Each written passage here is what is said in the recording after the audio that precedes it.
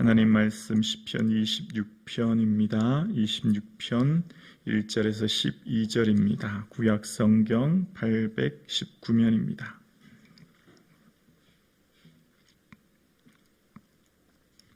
함께 합독하시겠습니다. 함께요.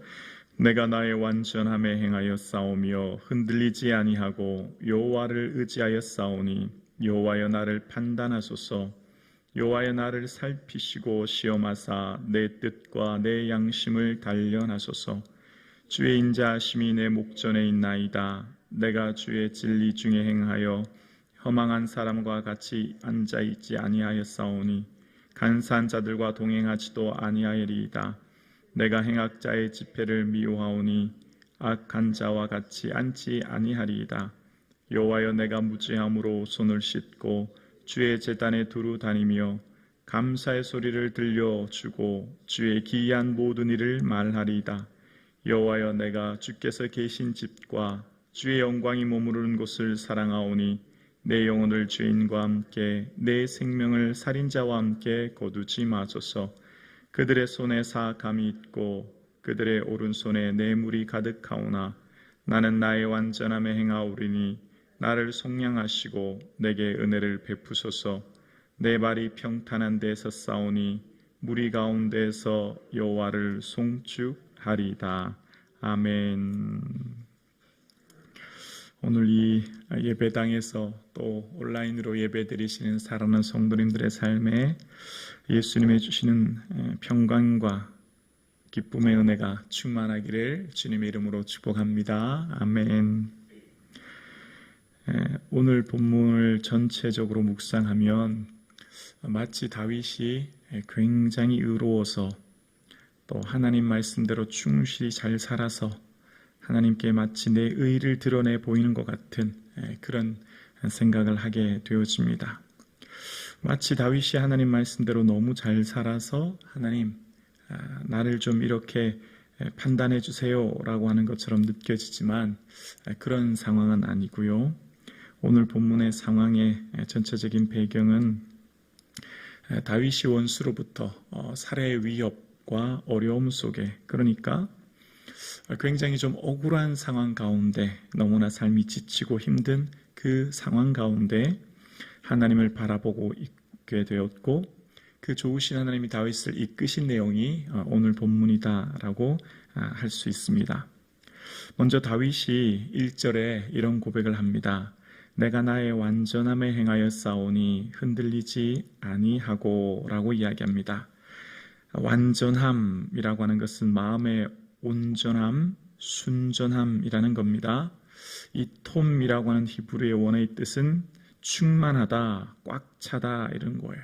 내 마음이 하나님을 향해 온전히 꽉 차고 순전하여 내가 흔들리지 않습니다. 그리고 1절 후반부에 보면 내가 하나님만을 의지했으니 하나님 나를 좀 판단해 주세요. 이게 판단이라고 하는 것은 이제 판결을 선고하다. 재판관이 이제 마지막 최종 판단을 내리는 것을 이야기합니다.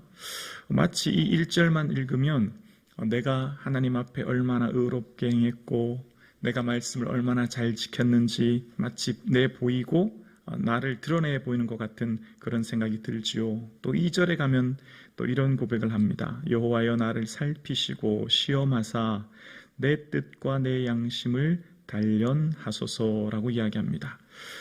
나를 살피시고 나를 조사하시고 또 시험하시고 이 시험이라고 하는 낯사는 하나님께서 역경으로 사람의 신앙을 테스트할 때 쓰는 단어거든요. 나를 조사하고 또 테스트해 보시고 내 뜻, 내 양심이란 건 마음이죠. 원어의 뜻이 마음인데요. 마음으로 나를 단련해 달라는 거예요. 단련하다는 뜻은 또 원어의 뜻은 녹이다는 의미입니다. 그러니까 금이 순금으로 정금을 재련하기 위해서 불을 통과해야만 정금이 순금으로 나오지 않습니까? 그 오늘 1절과 2절의 말씀을 보면 마치 하나님 앞에 내 의로움을 이야기하는 것 같은데, 그런데 이 본문을 다시 한번 가만히 보면 이런 의미가 있음을 알 수 있어요. 하나님, 제 마음 아시죠? 이런 의미예요. 제 마음 깊은 곳 아시죠? 그런 의미가 담겨져 있습니다. 왜냐하면 다윗이 지금 내 삶 가운데 하나님, 저는 이런 삶을 살고 있습니다 라고 이제 3절 4절에 이야기하는데요. 3절 4절에 보면 주의 인자하심이 내 목전에 있나이다. 내가 주의 진리 중에 행하여 허망한 사람과 같이 앉아있지 아니하오니 간사한 자와 동행하지도 아니하리이다. 5절이요. 내가 행악자의 집회를 미워하오니 악한 자와 같이 앉지 아니하리이다. 지금 다윗이 이야기하는 게 나는 주님과 함께 동행하였고 세상 사람들, 그러니까 허망한 사람들, 허무한 것을 쫓는 사람들, 또 간사한 사람들, 여기 간사하다는 것은 숨기다는 의미가 있는데요. 자신을 숨기는, 겉과 속이 다르다는 의미지요. 간사한 자들, 또 행악하는 사람들, 악을 행하는 사람들과 함께 다니지 아니했습니다. 그렇게 고백하면서 이제 다윗의 삶이 그렇게 고백하게 된 것은 3절 초반부에 그 이유가 내가 주의 인자하심이 내 목전에 있었기 때문입니다 라는 겁니다. 여러분, 복 있는 사람의 특징, 여러분 시편 1편 1절 기억나시죠? 복 있는 사람은 악인들의 꾀를 따르지 아니하며 죄인들의 길에 서지 아니하고 오만한 자리에 앉지 아니하는 것. 이게 복 있는 사람의 특징이죠. 다윗이 지금 하나님을 내 눈앞에 두었기 때문에 하나님, 저는 이런 허망한 사람, 간사하는 사람, 악을 행하는 사람하고 다니지 아니하였습니다. 이제 그 고백을 하게 되는 거예요. 그러면서 이제 6절에 하나님, 여호와여 내가 무죄함으로 손을 씻고 주의 제단에 두루 다니며 라고 얘기합니다. 손을 씻다라고 하는 것은 나는 무죄하다는 것을 고백하는 것이잖아요. 신명기 21장 6절에부터 보면 제사장이 이렇게 손을 씻는 것도, 출애굽기 30장에도 보면 성막에서 제사장이 이 물두멍에서 수족을 씻는 것처럼 나는 정결하게 무죄를 선포하는 겁니다. 그리고 하나님 앞에 이제 감사를 이야기합니다. 7절이요. 감사의 소리를 들려주고 주의 기한 모든 일을 말하리이다. 자, 지금 다윗이 하나님 앞에 나를 좀 판단해 주세요. 내 마음과 내 뜻 좀 단련해 주세요. 그러면서 나는 저들과 같이 아니하였습니다 라고 하니까 마치 내 의로움을 드러내는 것 같은데 그런 상황은 아니고요. 지금 오늘의 배경이 되는 상황이 9절에 나와요. 9절에 보면 이런 내용이 나오죠. 내 영혼을 죄인과 함께 내 생명을 살인자와 함께 거두지 마소서. 이게 지금 전체적인 이 26절의 배경이 되는 것입니다. 여러분, 다윗의 삶을 살펴보면 다윗이 그 엔게디 굴에서 숨어 있을 때 사울 왕이 발을 가리러 들어갑니다. 그러니까 용변 보기 위해 들어가지 않습니까? 3,000명의 군사를 이끌고 다윗을 쫓다가 화장실 문제 때문에 굴에 들어가는데 다윗이 그 뒤에 숨어 있었죠. 그러면서 이제 다윗이 사울 왕의 옷자락을 자르게 되고 이후에 이제 사울 왕께 이야기하지 않습니까? 왕이요, 죽은 개나 벼룩을 쫓아 여기까지 오셨습니까? 라고 얘기하면서 다윗이 사울 왕께 무슨 얘기를 하냐면 사무엘하 24장 15절에 보면 이 사울 왕께 이런 얘기를 해요. 여호와께서 재판장이 되어 나와 왕 사이에 심판하사 나의 사정을 살펴 억울함을 풀어주시고 나를 왕의 손에서 건지시기를 원하나이다. 이런 고백을 합니다. 다윗이 지금 마음의 상태가 어떻다는 거예요? 너무너무 억울하고 힘들다는 거예요. 하나님이 좀 나를 심판해 줬으면 좋겠다. 하나님, 내 사정, 내 억울함을 좀 풀어줬으면 좋겠다. 이 고백을 지금 누구한테 하죠? 사울 왕한테 하는 거예요. 왜죠? 다윗의 삶 가운데에서 단 한 번도 왕위를 찬탈하려고 하거나 권력을 빼앗아 하려고 했거나 그런 일이 없었다는 거죠. 다윗은 순전함으로 살았어요. 온전함으로 살았죠.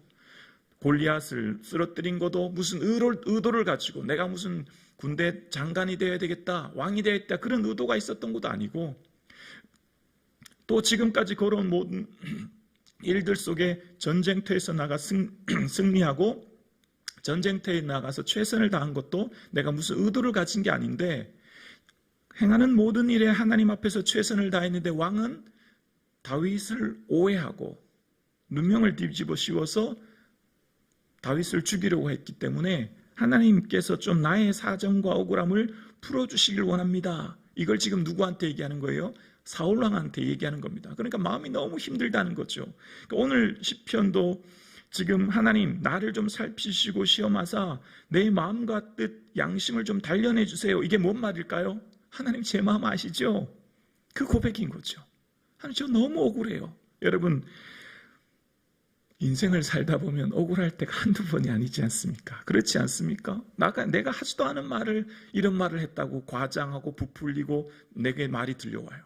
정말 당장 달려가서 내가 하소연이라도 하고 싶은 게 사실이에요. 그런데 그럴 때마다 다윗의 모습을 통해서 이럴 때 어떻게 대처해야 되는지 시편은 우리에게 가르쳐 주는 겁니다. 자, 8절 볼까요? 8절입니다.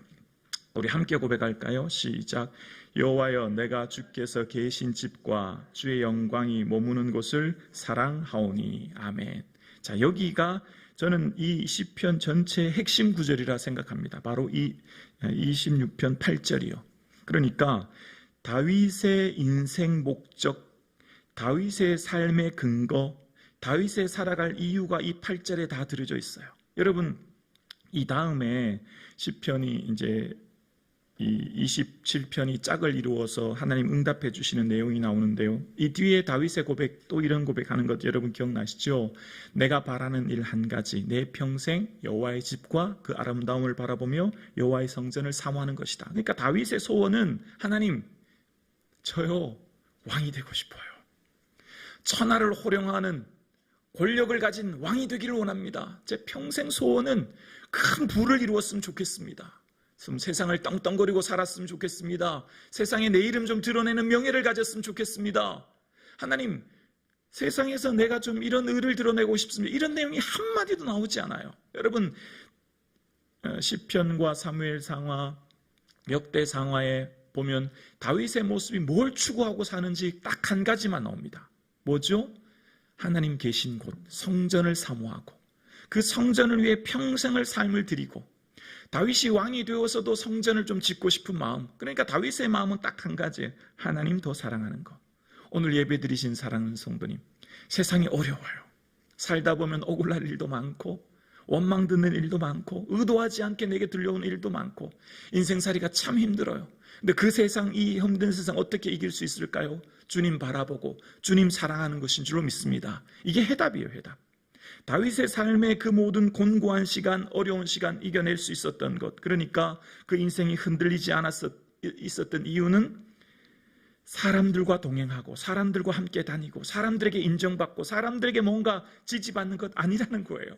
하나님만 바라보고 하나님과 동행하고 하나님과 함께 살아가는 것, 그리고 주님 계신 곳, 주님 영광 머무르는 곳, 주의 성전을 사모하고 주의 은혜를 바라보는 것. 여기 사랑한다는 아하브라는 말은요, 좋아하다, 사랑하다는 말이에요. 여러분 뭘 좋아하십니까?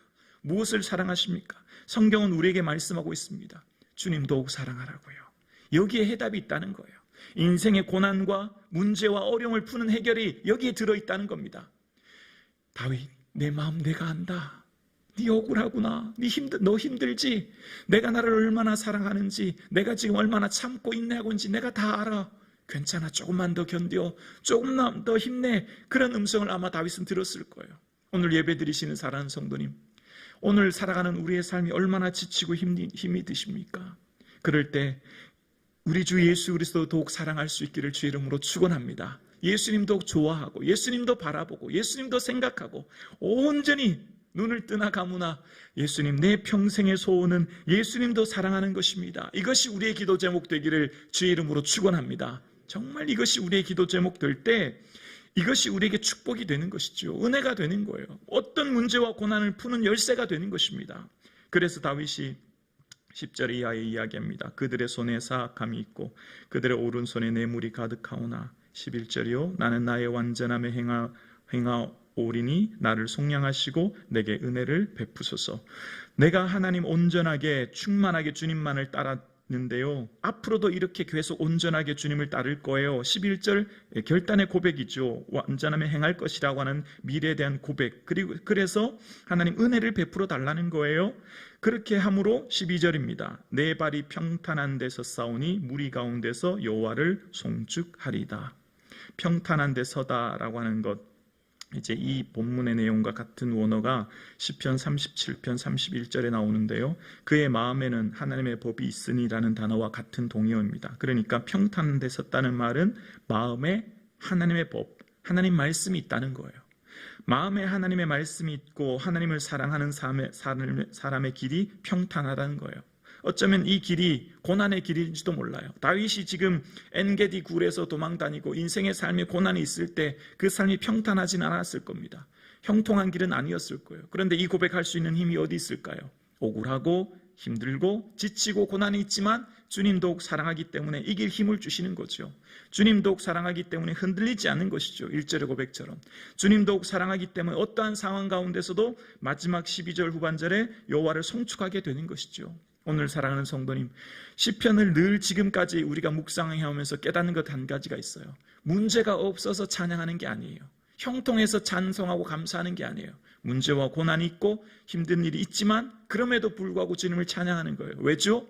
주님이 나와 함께 하시기 때문에. 할렐루야. 오늘 주님이 우리와 함께 하십니다. 주님 여러분 마음 다 알고 계시고 여러분 상황 다 보고 계시니 억울하고 지치고 힘들어도 주님 바라보시고 주님 더욱 사랑하시는 이 하루 되기를 주의 이름으로 축원합니다.